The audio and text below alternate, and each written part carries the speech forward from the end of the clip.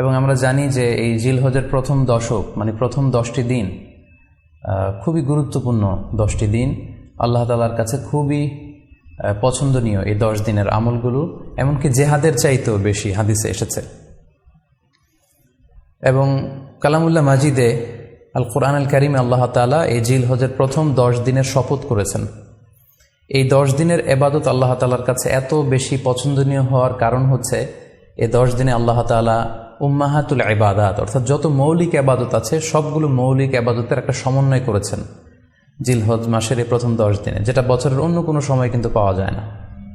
কারণ এই 10 দিনের ভেতরে সালাত আছে, নফল সিয়াম আছে, সাদাকা আছে, কুরবানি আছে, হজের প্রসঙ্গটা আছে, যেটা বছরের অন্য কখনো এরকম উম্মাহাতুল ইবাদাত অর্থাৎ যত মৌলিক ইবাদত আছে সব মৌলিক ইবাদতের কম্বিনেশন সমন্বয় বছরের কোনো সময় কিন্তু আসলে হয় না, যেটা হয়ে থাকে জিলহজ মাসের প্রথম এই 10 দিনের ভেতর। এজন্য এই 10 দিনের ইবাদত আল্লাহ তাআলার কাছে অত্যন্ত বেশি প্রিয়।